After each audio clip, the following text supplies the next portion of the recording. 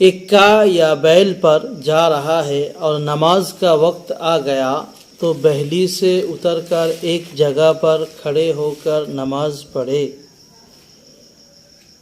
যদি বা কেউ এক্কা গাড়ি বা কেউ बैल গাড়ি মানে গরুর গাড়ি, এক্কা গাড়ি মানে ঘোড়ার গাড়ি, এক্কা গাড়ি মানে ঘোড়ার গাড়ি আর बैल গাড়ি মানে গরুর গাড়ির উপরে কেউ যদি যায় সে কী করবে, নামাজের যখন সময় হবে बैल গাড়ি হলে बैल গাড়ি থেকে নেমে আর ঘোড়ার গাড়ি হলে ঘোড়ার গাড়ি থেকে নেমে কোনো জায়গায় দাঁড়িয়ে নামাজ पढ़ते হবে। इसी तरह अगर कोई औरत बैली पर वज़ू ना कर सके तो उतर कर कहीं आड़ में बैठ कर वज़ू कर ले।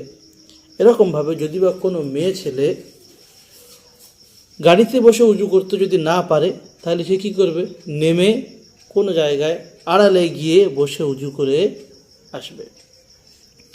अगर बोरका पास ना हो तो चादर वगैरह में खूब लपेट कर उतरे। যদি বা নিজের কাছে বোরকা না থাকে তাহলে অন্য কোনো চাদর বা কোনো কাপড় দিয়ে ভালো করে নিজেকে ঢেকে নামবে। कहीं आड़ में बैठकर वज़ू कर ले। নামাজ পড়ে তারপরে কি করবে, নামাজ পড়ে নেবে। ऐसा गहरा पर्दा जिसमें नमाज কাজা हो जाए হারাম है। যদি বা এমন কাপড় থাকে নিজের শরীরে যে কাপড় শরীয়তে পরা জায়েজ নেই, সেরকম কাপড় পরে নামাজও পড়া যাবে না।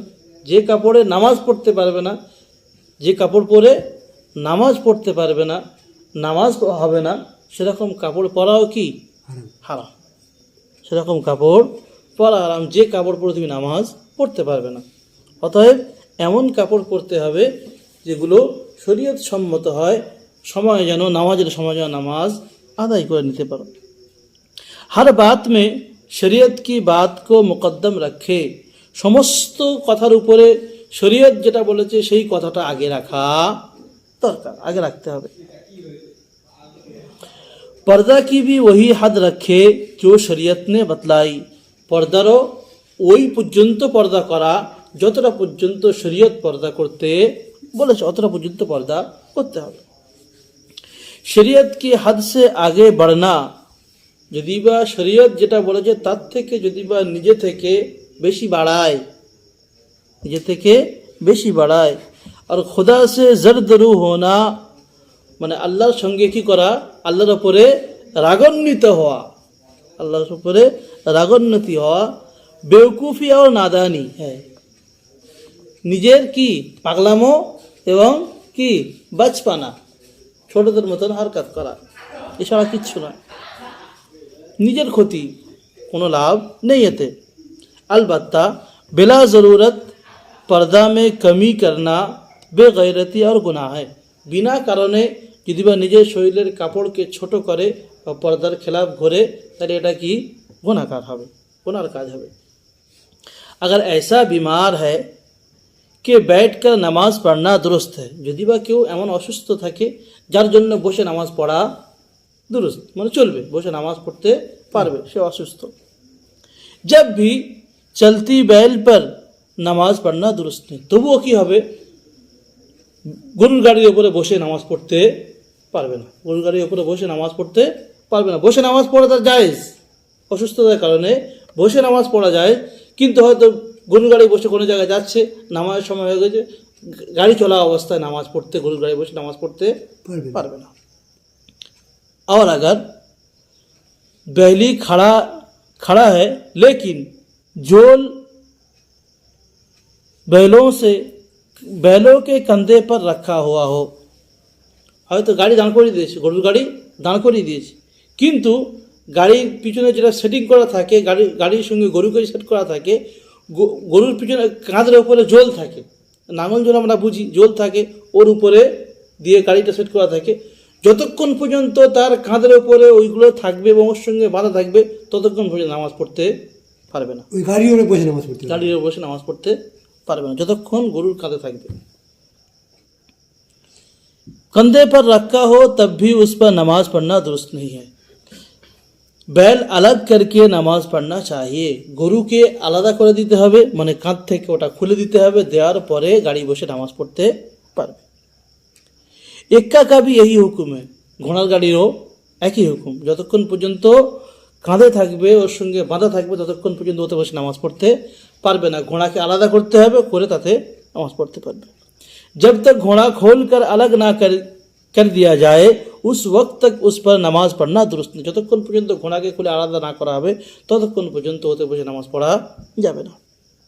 अगर किसी को बैठकर नमाज पढ़ना दुरुस्त है तो पालकी और मयाने पर भी নামাজ পড়না দুরুস্ত है। যদি বা কারোর বসে নামাজ পড়া চলে, হয় অসুস্থতার কারণে সে বসে বসে নামাজ পড়তে পারবে না, বসে নামাজ পড়া শরীয়ত তাকে বসে নামাজ পড়তে বলেছে, পালকির ওপরে বসে নামাজ পড়তে পারবে। পালকি এবং মায়ান, মায়ান বলতে কি, মায়ানে পর बैठना, মায়ান বলতে ঘোড়ার পিঠে যেটা থাকে, জিন মায়ান বলা হয়। জি, পালকিতে বসেও নামাজ পড়তে পারবে এবং মায়ানের উপরে বসে নামাজ পড়তে পারবে। नमाज पढ़ना दुरुस्त है, लेकिन पालकी जिस वक्त कहवारों के कंधे पर हो उस वक्त पढ़ना दुरुस्त नहीं। যতক্ষণ পর্যন্ত পালকি যারা বয়ে নিয়ে যায়, ওদের কি বলে, বেয়ারা বলে, বেয়ারার কাঁধে যতক্ষণ পর্যন্ত পালকি থাকবে ততক্ষণ পর্যন্ত ওতে নামাজ পড়তে পারবে না, নামাজ পড়তে পারবে না।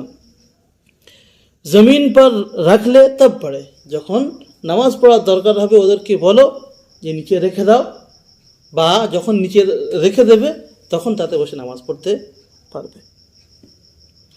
अगर ऊंट से या बहली से उतरने में जान और माल का अंदेशा हो तो बदून उतरे भी नमाज पढ़ना दुरुस्त है। যদি বা উটের পিঠে বা কোনো গরুর গাড়ির উপরে বসে আছে এবং ওতে মাল সামান রয়েছে, জায়গায় এমন পরিস্থিতি যদি বা উট থেকে নেমে নামাজ পড়ো মনে করে বা গাড়ি থেকে নেমে নামাজ পড়বো মনে করে, ও তো যদি বা নিজের জান এবং মালের যদি খাতরা থাকে, হয়তো জীবন চলে যেতে পারে কোনো কারণবশত, বা মাল চুরি হয়ে যেতে পারে, জান মালের যদি খাতরা থাকে তাহলে ওই রকম পরিস্থিতিতে নিচে নেমে নামাজ পড়তে হবে না, ওতে নামাজ পড়লে নামাজ হয়ে যাবে।